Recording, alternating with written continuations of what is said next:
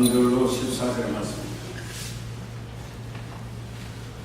찬송하나이다. 하나님 곧 우리 주 예수 그리스도의 아버지께서 그리스도 안에서 하늘에 속한 모든 신령한 복으로 우리에게 복 주시되 곧 창세전에 그리스도 안에서 우리를 택하시고 우리로 사랑 안에서 그 앞에 거룩하고 흠이 없게 하시려고 그 기쁘신 뜻대로 우리를 예정하사 예수 그리스도로 말미암아 자기 아들들이 되게 하셨으니 이는 그의 사랑하시는 자 안에서 우리에게 거저 주시는 바 그의 은혜의 영광을 찬미하게 하려는 것이라.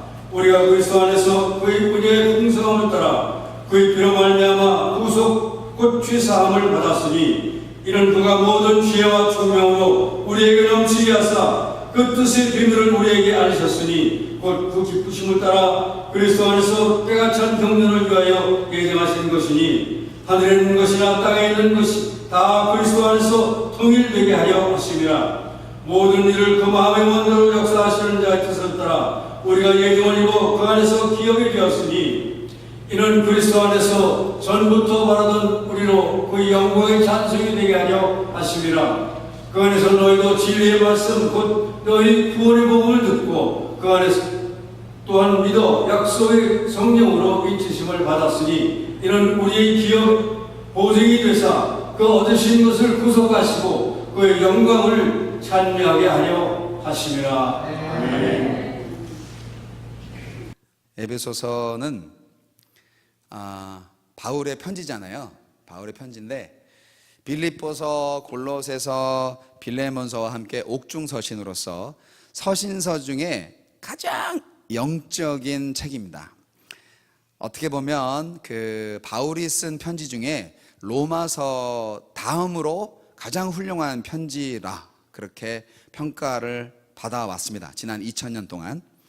이것은 기독교의 구원과 교회에 관한 대서사시다라고 평가를 받는 성경이에요.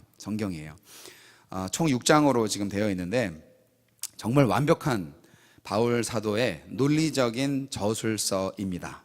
그래서 오늘부터 1장씩, 한 주에 1장씩 미리 읽어오시면 더 도움이 될 것 같아요. 미리 본문을 말씀드리는 거니까. 근데 이제 한 장 전체를 다 말씀드릴 수는 없고 그 장 안에서 핵심적인 것을 좀 말씀을 드리면서 하나님의 교훈을 나누고자 합니다.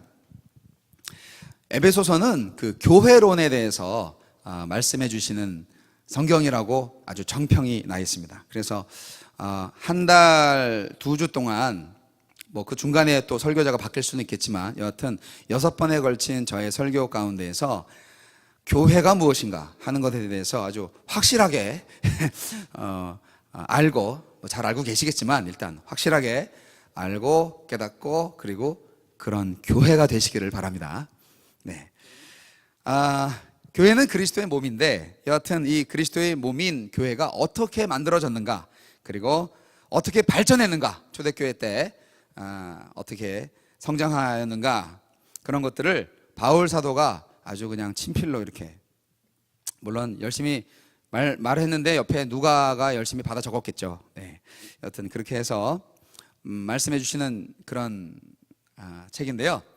그 중에서 이 옥중서신이기 때문에 사실은 굉장히 그 가장 엑기스가 담겨 있는 성경 중에 하나이기도 해요. 아마도 로마의 감옥에서 쓴 책이라고 많은 사람들이 생각을 합니다. 그러니까 옥중에 있으니까 얼마나 힘들고 어렵겠어요.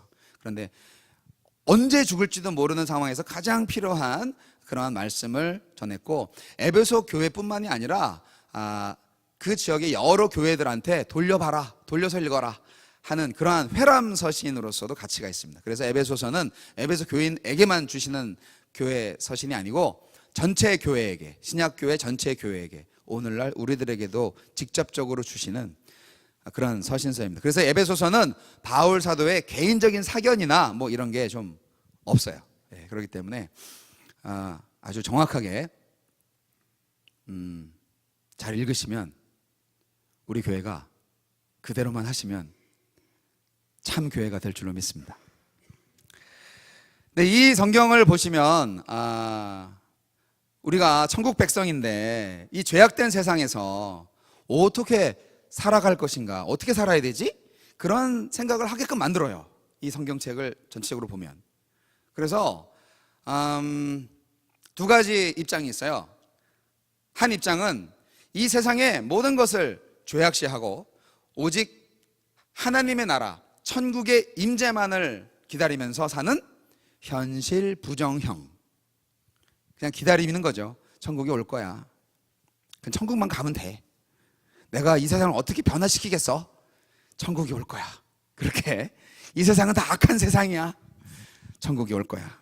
주여 오시옵소서. 예. 그러면서도 또 일찍 죽기는 싫다고 하시는 분들도 있고, 그래서 이렇게 현실 부정적인 천국의 임재만을 바라는 삶의 유형이 있고요. 또 한 입장은 구속의 은총을 당연시하고 세상과 섞여서 최악의 또는 최선의 것을 선택을 하는 거죠. 네, 많은 사람들이 죄의 길을 걷습니다. 그래서 현실 안주적으로 삶을 사는 사람들이 상당히 많습니다. 그냥 그 사는 게 다 그런 거지 뭐, 그냥 뭐 믿는 사람이라고 벌고 있겠어? 그냥 이렇게 사는 거야. 괜찮아. 주님 사랑의 하느님이니까 용서하실 거야. 예, 구원만 받으면 되지 뭐. 우리 구원 받았잖아. 한 번 구원은 영원한 구원이라네. 그러면서 현실 안주형.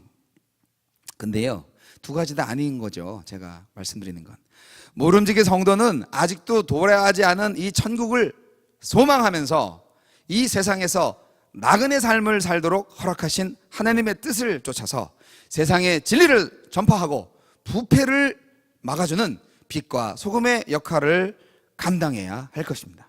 그러한 삶이 진정한 우리 그리스도인의 삶이에요. 자, 에베소서로 들어갑니다. 자, 오늘 본문 말씀은 3절로 14절까지의 말씀만을 봤는데, 거기 이제 3절의 말씀 속에 바로 하늘에 속한 모든 신령한 복에 관해서 바울 사도가 말씀하고 있는 것입니다.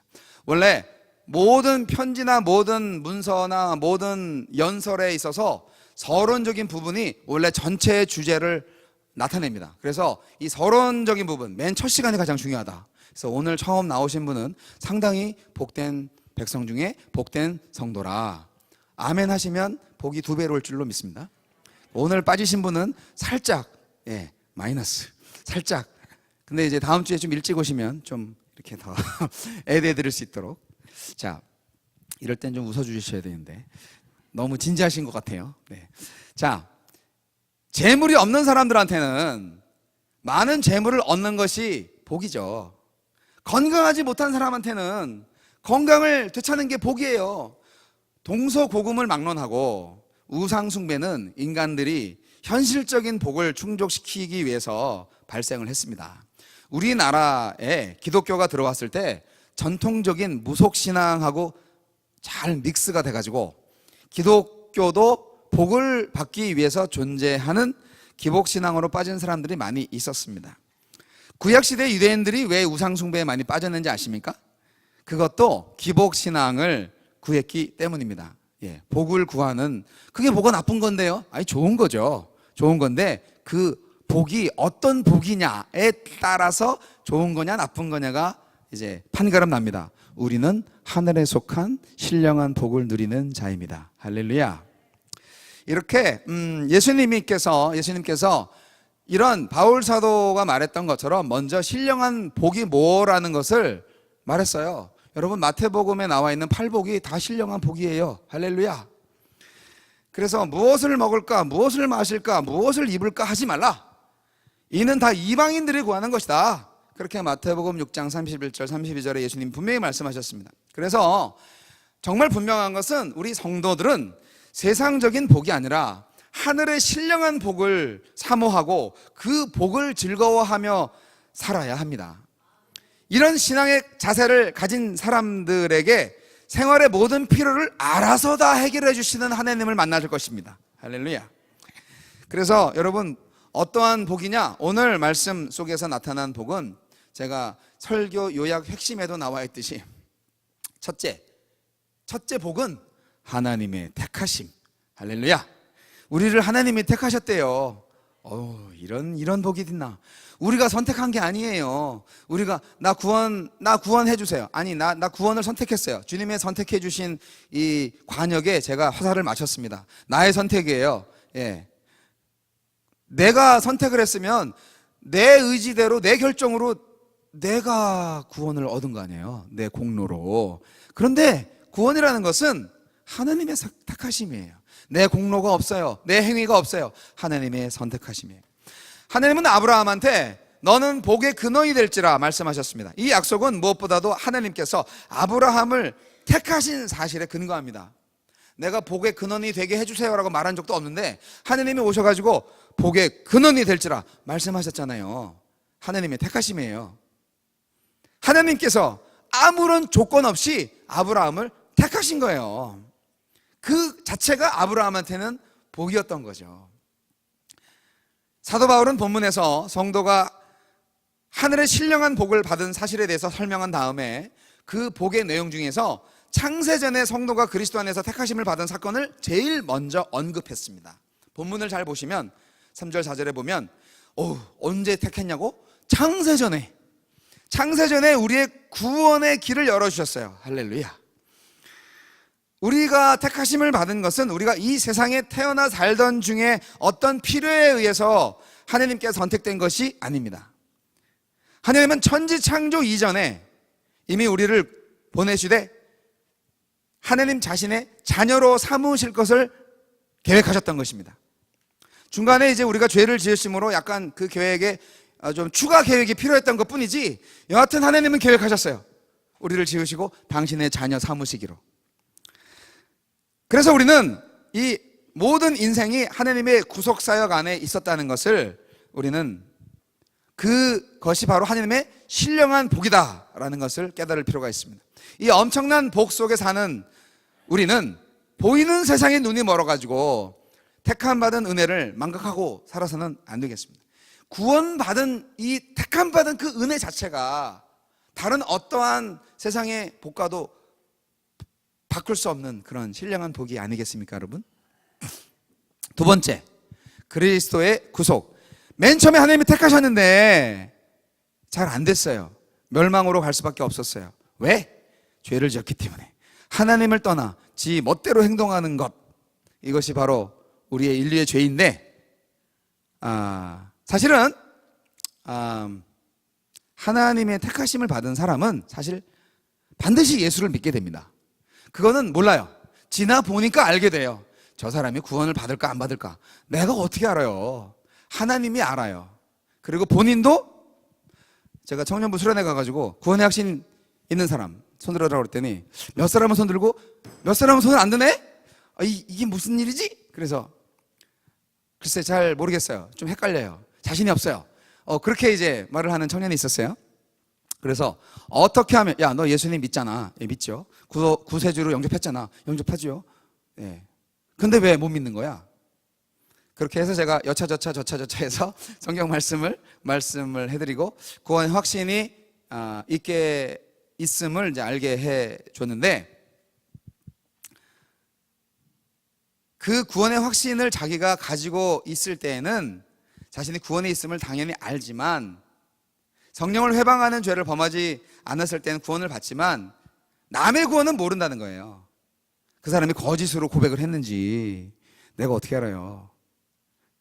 영국 배우 뺨치는 연기로 신앙생활 잘하는 것처럼 주일 출석은 물론이고 모든 새벽 예배부터 시작해서 출석 다 하시고 성공부 다 하시고 그리고 헌금도 잘하고 모르죠. 근데 그 속마음은 10길 물속은 알아도 사람 속마음 모른다요.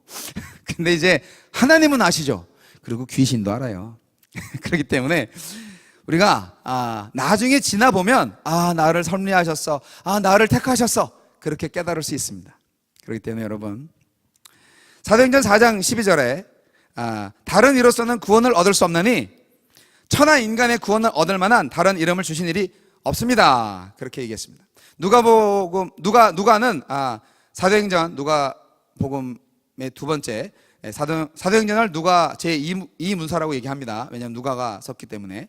누가 제1문서가 누가복음이고 누가 제2문서가 이제 누가 사도행전인데, 그 사도행전 4장 12절에도 돼 있고 사도행전 13장 48절에도 영생을 주시기로 작정한 자는 다 믿더라, 그렇게 진술하고 있습니다. 그래서 그 사도들도 이게 하나님께서 택하신 자는 하나님께서 다 구원하셔, 그렇게 확신이 있었는데 그게 누군지는 몰라. 그리고 나를 통하여서 내가 전도를 해가지고 그 사람이 구원받을지 어떻게 알겠어? 어쨌든 하나님은 복음을 전하라고 했기 때문에 그 말씀에 또 순종을 해야 돼요. 그러니까 내가 구원받을 사람을 정할 수는 없지만 내 할 일은 복음을 전하는 것이고, 그리고 구원을 하실 일은 하나님의 일이에요. 그래서 우리는 구원받을 자를 모르지만 구원하실 것을 아는 거죠. 할렐루야. 그러한 이제 구속의 비밀이 있어요. 이게 얼마나 큰 은혜인지 모릅니다. 여러분, 많은 요즘 사람들이 다원주의에 빠져가지고 저기에도 구원이 있고 저기에도 구원이 있다 이렇게 얘기합니다.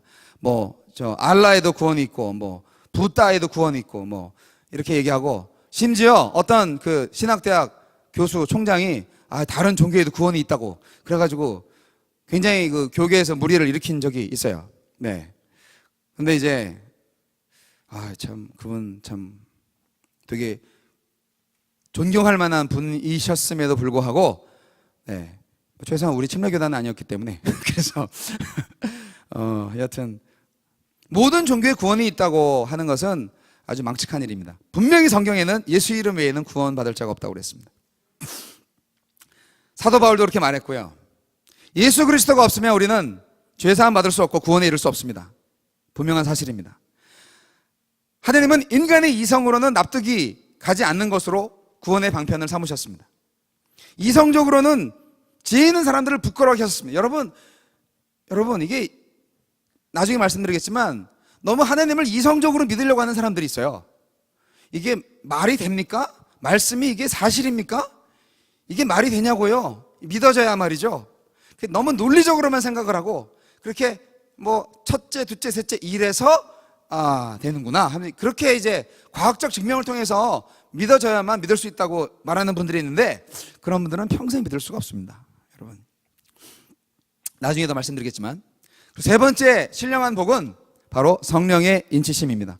우리가 삼중적으로 이렇게 하나님께서 우리를 구원하셨어요. 우리를 택하셨어요. 하나님께서 예정하시고, 그리스도가 구속하시고, 성령께서 인쳐 주셨어요. 이 삼일체 하나님이 다양하게 합체적으로 역사하시는 구원의 역사, 얼마나 놀라운지 모릅니다. 마지막 심판 때에는 두 종류의 인을 받은 사람으로 구분이 되겠죠. 어떤 사람은 짐승의 인을 받아서 지옥으로 떨어질 것이고, 어떤 사람은 성령의 인을 받아서 하나님의 나라를 상속받을 것입니다. 성령의 인은 성도가 마지막 심판 날에 하나님의 자녀된 증거로 심판을 면하고 영광으로 들어갈 수 있는 보증수표입니다. 그래서 사도 바울은 이렇게 말씀하셨습니다. 그리스도의 영이 없는 사람은 그리스도의 사람이 아니라, 로마서 8장 9절. 그리고 성령께서 우리가 하나님의 자녀인 것을 증거하신다, 그렇게 로마서 8장 16절에 말씀하고 있습니다. 이런 점에서 성령의 인치시는 이 사역은 예수 그리스도의 구속 사역과 아주 불가분의 관계가 있습니다. 이런 사실은 이미 예수님께서 제자들한테 성령에 대해서 가르치실 때 말씀하셨던 거에서 분명히 나와 있죠. 요한복음 16장을 참조하시기 바라고. 그래서 성령의 사역을 무시하는 사람들 역시 구원의 대열에서 제외됩니다. 무시하지 마세요. 성령의 인격을 무시하고 단순히 인간들 속에서 작용하는 성령의 무슨 능력이라고 생각하는, 특히 그 여호와의 증인들, 성령은 하나님이 한 위라고 생각하지 않고 하나님의 능력이라고 생각하는 여호와의 증인들은 반드시 지옥 갈 사람들입니다. 자, 성도 여러분, 우리가 하나님께서 인류의 역사 가운데서 일으키신 이 엄청난 사건을 통해서 신령한 복을 받았습니다. 이 신령한 복을 정말 제대로 누리고 계십니까? 누리셔야 되는데, 이 은혜를 그러면 굉장히 큰 은혜구나 느껴지시기는 하세요? 할렐루야. 이 은혜를 가볍게 여기는 이 배은망덕한 사람들이 있습니다. 이스라엘 백성들이 좀 그런 면이 있었습니다.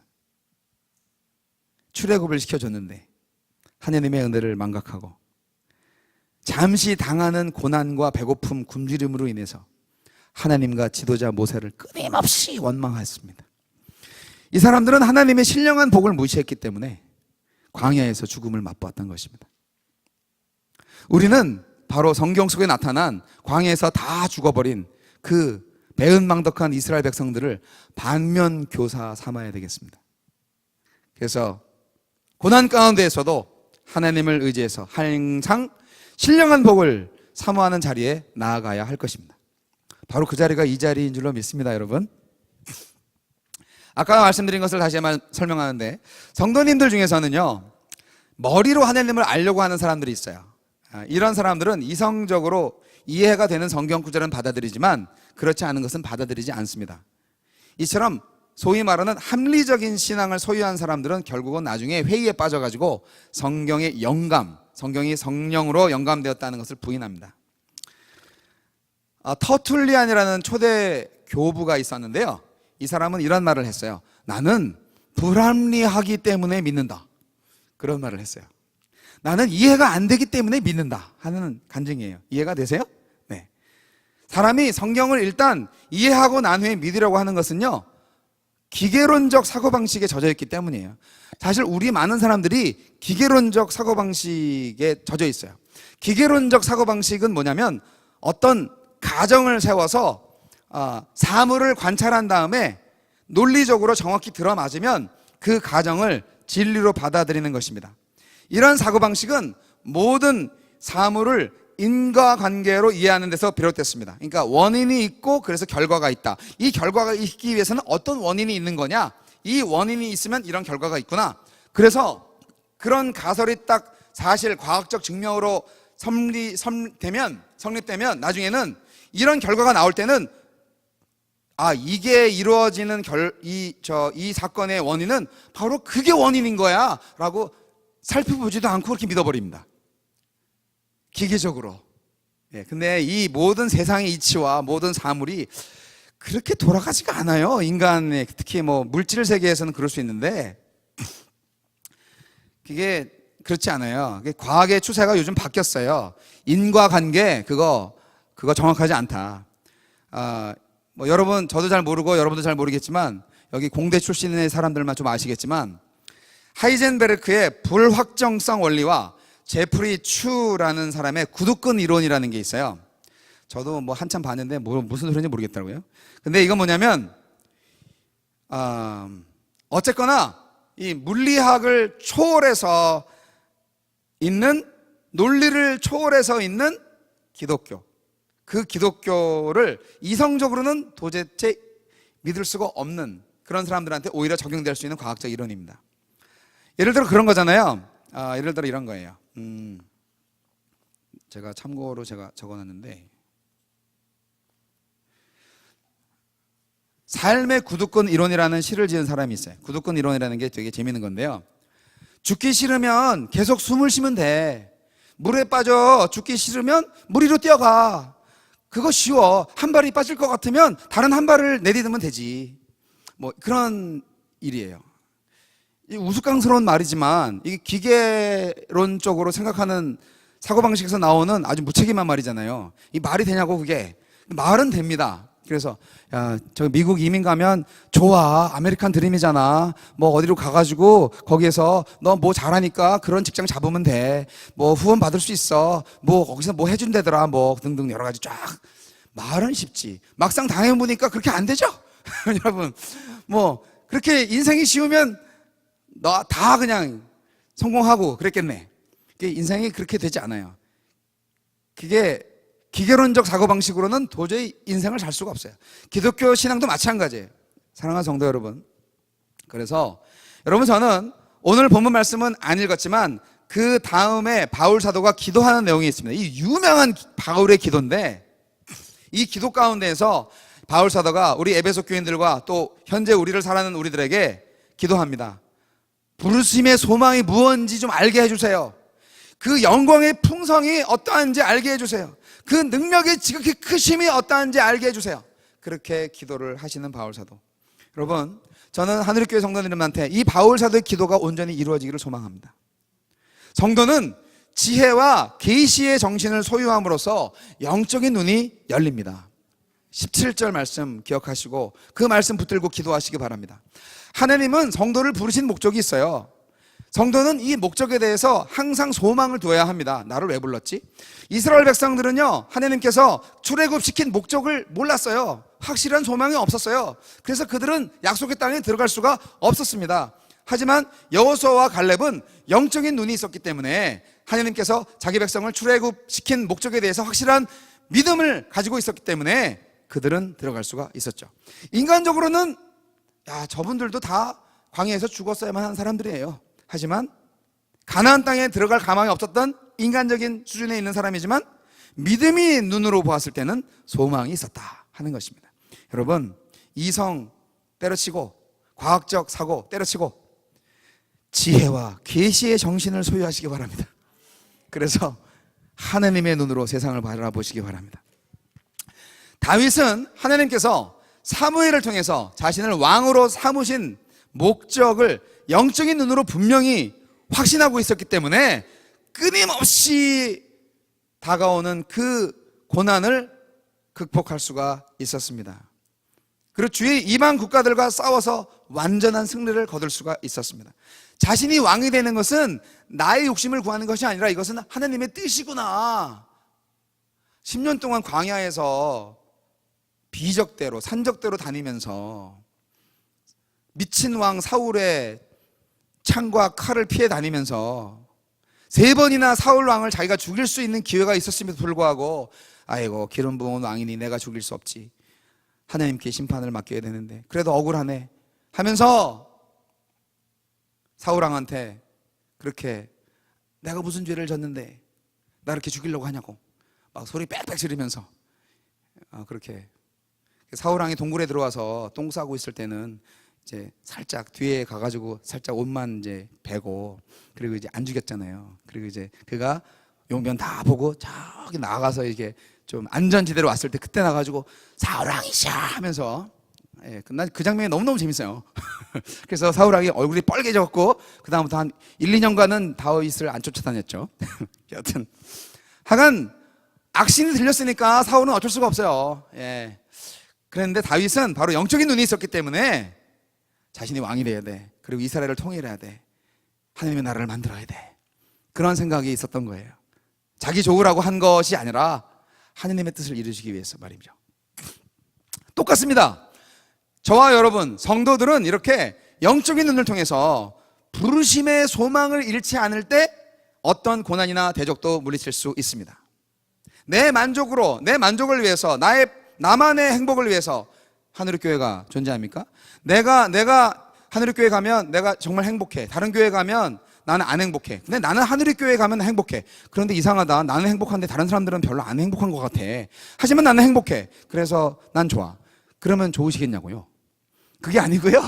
여러분, 그 부르심의 목적이 무엇인지, 이곳이 바로 하나님의 통치가 이루어지는, 하나님의 정의와 사랑이 실천되어지는 바로 그러한 하나님의 나라, 바로 사랑의 전당, 예배의 전당이 될 때 바로 내가 진정한 영적의 신령한 복을 누리는 것인 줄로 믿습니다. 사랑하는 성도 여러분, 영적인 눈을 가지셔야 됩니다. 그래서 사도 바울은 그 눈이 좀 떠지라고 에베소 교인들을 위해서 열심히 기도했어요. 저도 새벽마다 기도하고 있습니다. 하느님께서 하늘의 교인들로 하여금 부르심의 소망이 무엇인지 알게 해주시기를 간구합니다. 그리고 또한 영광의 풍성이 뭔지, 풍성한 영광, 이것을 우리가 또 알아야 되는데, 우리가 받은 은혜가 이 신령한 복이 얼마나 큰지 잘 모르시는 분들이 있어요. 청소년들 중에는요 열등감에 빠진 사람들이 많은데, 그 사람들의 공통적인 특징은 자신의 존재의 가치를 깨닫지 못하기 때문이에요. 어디 가도 왕따 당하고, 어디 가도 나는 쟤보다 못하고 내가 뭘 잘하겠어. 근데 그런 열등의식은요 2등하는 우등생도 다 있어요. 그런 거 아세요? 1등을 못하니까.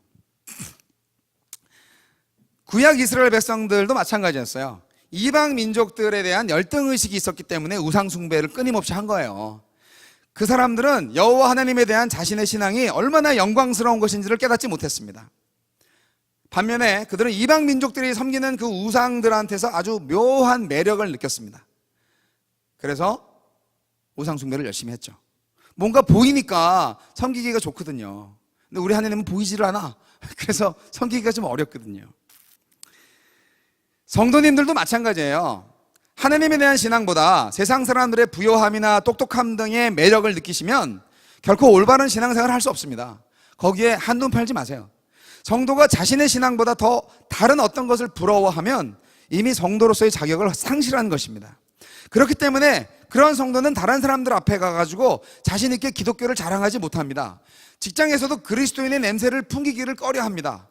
하지만 그리스도의 영광에 대해서 정말 잘 알고 체험한 성도들, 나는 하나님의 임재하심을 느꼈어, 하나님 얼마나 멋진 분인데, 그런 사람들은 세상의 그 어떤 것보다도 예수님을 사랑하죠. 그래서 자신 있게 예수님을 자랑하고 하나님의 은혜에 감사하며 살아갑니다. 그렇지 않겠습니까? 그렇기 때문에 성도는 사도 바울의 고백처럼 현재 당하는 고난이 장차 나타날 영광과 좋게 비교할 수 없다 하는 것을 깨달은 사람이었다는 것입니다. 이러한 사실을 깨달은 성도들은 세상이 감당치 못합니다. 여러분을 세상이 감당할 수 있습니까? 예수 믿지 않은 사람들 잘 되는 것 같지만 어차피 그대로 잘 되다가 죽으면 지옥 가는 것이고, 그리고 살아있을 때 잘 안 되면 그나마 그것은 은혜예요. 뉘우치고 예수님 믿을 수 있으니까. 그러나 우리는 어떻습니까? 잘 되든 못 되든 나는 언제나 신령한 복을 누리고 있는 하나님의 백성들 아니겠어요? 이것이 진정 우리의 행복의 열쇠입니다. 이것을 알아야 됩니다. 이것을 믿어야 됩니다. 이것을 체험해야 됩니다. 세 번째는 능력이 지극히 크심을 또한 알아야 됩니다. 우리 하나님 정말 능력이 많으신 분인데 왜 이렇게 나약한지, 아유 기도를 해도 기도 응답이 안 돼, 기독교인들 맨날 그냥 쪼그라들어가지고 에휴 주여 이렇게 항상 나의 죄의식만 자꾸 생각나게 하고, 그게 기독교인의 삶이 아니에요. 일어나면 아이고 죽겠다, 이렇게 오늘도 지겨운 하루가 시작되네, 그런 비명을 지르는 기독교인이 아니라 새가 노래하는 것처럼 아유 오늘은 좋은 날 주셨습니다 주님 하면서 새들처럼 노래하면서 탄성을 지르면서 오늘도 주님과 함께 할렐루야 그렇게 외치시면서 오늘 기상나팔 부르셨는지 내일부터는 그렇게 하시고 여러분, 이스라엘 백성들은 출애굽 과정에서 수없이 많은 하나님의 능력을 체험했어요. 그럼에도 불구하고 이 가나안 땅을 정탐하고 돌아온 12명의 정탐꾼에서 10명은 아유 안돼 우린 벌레야 그렇게 말을 했어요. 가나안 민족들에 비해서 아주 미약한 존재, 열등감, 이 참 누가 줬는지.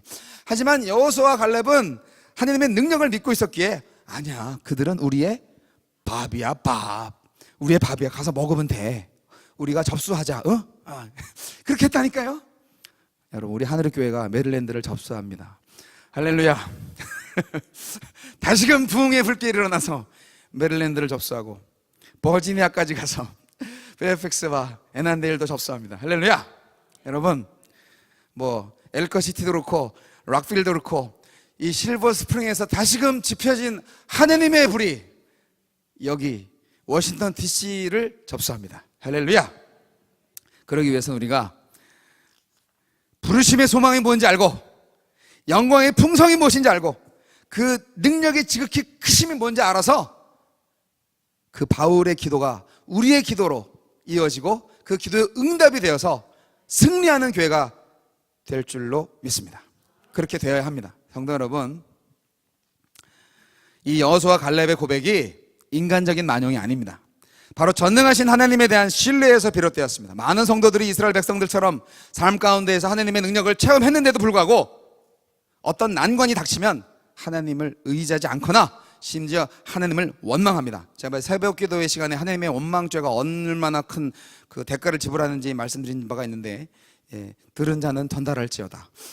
그런데 여러분, 그런 그 아주 조금만 일이 생겨도 막 다른데 한눈 팔고 막 전보러 다니고 막 이런 분들, 그런 분들은요, 일이 잘 풀려나갈 때는 하나님을 찬양하다가 고난이 오면 바로 그 원망하는 그런 이스라엘 백성하고 조금도 다를 바가 없어요. 절대 그러지 마십시오. 그래서 여러분, 우리 스스로를 살펴봐서 이제 조금이라도 그런 신앙생활을 했으면 기억해야 됩니다. 이스라엘 백성들이 광야에서 다 죽은 것처럼 나도 죽으면 안 되지. 그런 반면 교사를 삼으시고, 여러분이 지금 집착하고 있는 세상의 것들이 무엇입니까? 혹시라도 집착하고 있는 거, 이거는 천국에는 못 가지고 가더라도 그래도 이건 좀 하고 싶은데 주님, 뭐 그런 거 있어요? 주님이 허락을 안 하셨는데 나의 꿈이 있어요 혹시? 내가 가장 소중한 게 뭐예요? 제가 딱 지적해서 물어보고 싶은데 아직은 그렇게 친한 사이가 아니라서 상처받을까 봐 딱 지적해서 못 물어보는데, 여러분 마음속에 정말 나의 가장 소중한 게 뭐예요? 이건 정말 포기할 수 없어. 어떤 분이 그러더라고요. 아, 나의 가장 소중한 아들, 뭐 그러면서 얘기하는데, 그 아들 내일 당장 주님이 데려가신다고 하면 어떻게 하시겠어요? 그 랭크 갖다 바쳐야죠 라고 할 사람이 이유가 있겠냐고요. 솔직히 아브라함의 믿음이 있겠냐고요. 사랑하는 성도 여러분, 현실적인 문제인데요, 하나님보다 더 사랑하는 거는 다 우상입니다, 여러분. 그런데 하나님께서 우리에게 그런 폭군 하나님이 아니시기 때문에, 우리를 사랑하시기 때문에 당연히 그런 만행을 저지르시지는 않아요. 하지만 때로 우리의 믿음을 시험하기 위해서 가장 사랑하는 것을 뺐을 때가 있어요. 세상 명예, 학식의 부요함, 모든 세상 명예들이 있어요. 그것이 다 우상이 될 수 있습니다. 과연 하나님께서 정말 무엇을 원하시는지, 정말 하나님과의 관계 속에서 무엇을 가장 즐거워하는지 그것을 알아야 합니다. 그리고 내가 가지고 있는 신령한 복, 그것이 무엇인지 발견하세요. 이미 누리고 있잖아요. 우리 안에 있는 그리스도만한 복이 어디 있어요? 그리스도의 생명만한 큰 복이 어디 있어요? 그 복을 누리면서도 귀한 줄 모르고, 그 복을 자랑치도 않고, 그 복을 오히려 부끄러워하면서 세상 사람들 보기에 민망하게 교회 생활만 하시면 내가 어찌 주님 앞에 나가서 잘 살다 왔다고 고백할 수 있겠습니까? 사랑하는 성도 여러분, 이제 다시 부흥의 불길을 지펴야 될 때가 왔습니다.